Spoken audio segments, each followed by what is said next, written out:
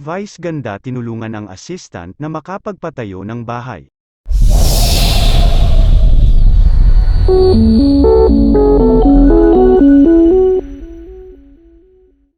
Talaga namang pak na pak ang pagmamahal ng unkabogable star na si Vice Ganda sa kanyang mga kasambahay. Sa recent episode kasi ng kanyang reality series na Gandara the Bexplorer, Season 2 kung saan binisita niya ang bahay ng kanyang assistant na si Jack Kay noong nagbabakasyon siya sa Sorsogon.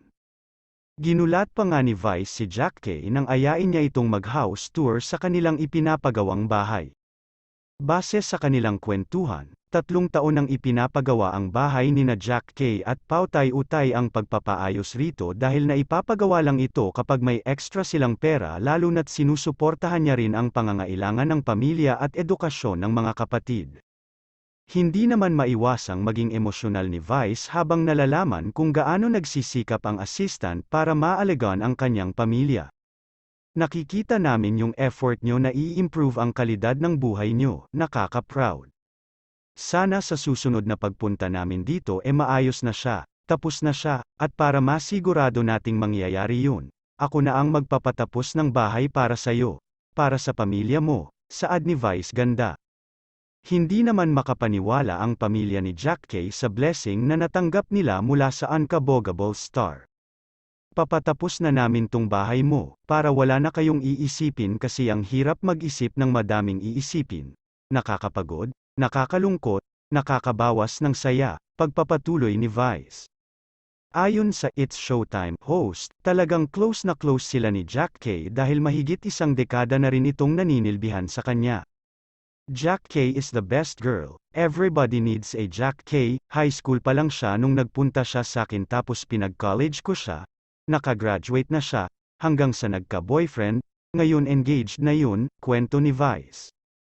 Inamin rin ng komedyante na takot siyang bigla na lang mawala sa kanya ang assistant.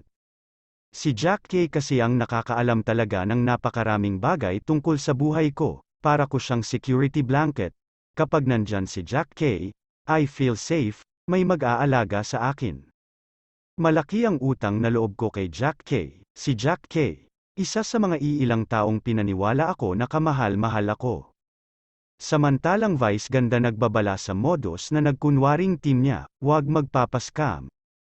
Huwag magpapaskam, yan ang naging paalala ng comedian actress na si Vice Ganda sa publiko matapos niyang malaman na may nagkukunwaring kabilang sa kanyang team.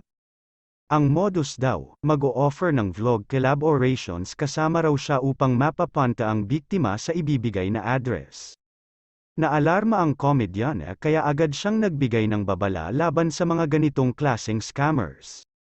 Sa pamamagitan ng Facebook, ibinandera ni Vice ang screenshot na ipinapakita ang message ng nagngangalang Peach sa kanyang bibiktimahin.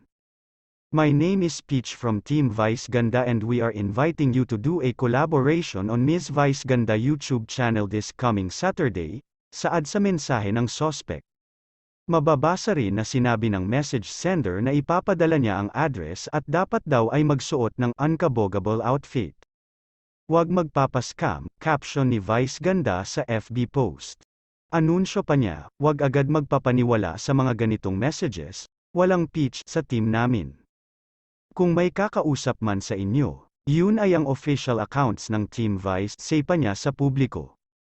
Kalakip niyan ay ibinigay niya ang usernames ng official accounts ng kanyang X, Instagram at TikTok. Sa comment section, maraming netizens ang galit na galit sa scammer na ginamit ang pangalan ni Vice. Grabe na talaga ngayon ang mga nagpapanggap, hay nako, say ng isang fan. Komento naman ng isa pang SOCMED user, gagamit talaga para mock up ang loko, I love you Mimi, red heart emoji. At samantalang Vice Ganda papaaralin ang female Searchy sa Especially for You. Hindi napigil ang maging emosyonal ng isang female Searchy mula sa segment ng It's Showtime, na, Especially for You. Matapos siyang bigyan ng offer ni Vice Ganda na makapagtapos ng pag-aaral. Naikwento kasi ng female Searchy na si Nami na pansamantala siyang huminto sa pag-aaral at nagtatrabaho na dahil mag-isa niyang sinusuportahan ang sarili.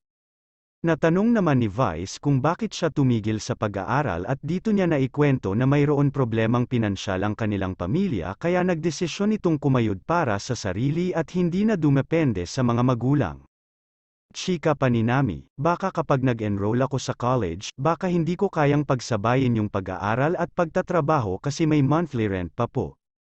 Kwento pa niya kay Vice, nasa probinsya ang kanyang mga magulang.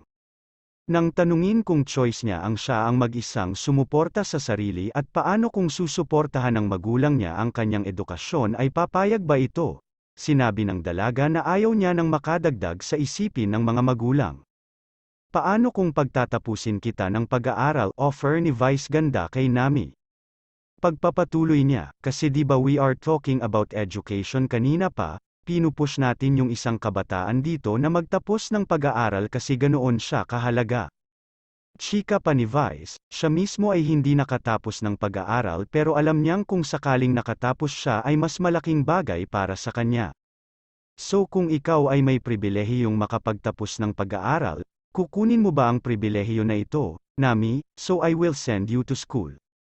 Naiiyak naman si Nami at sinabing talagang pangarap niyang makapagtapos ng pag-aaral kaya lumuwas siya ng Maynila ngunit nagkaroon ng problema sa tinitirhan niyang bahay. I admire you being independent pero kahit independent women, they also need your help and support, and I would like to send you mo support, say ni Vice sabay lapit kay Nami para yumakap. Naikwento naman ni Vice na may isa rin siyang tawag ng tanghalan, scholar na magtatapos na ngayong taon kaya may isang slot na mababakante kaya mapag-aaral niya si Nami.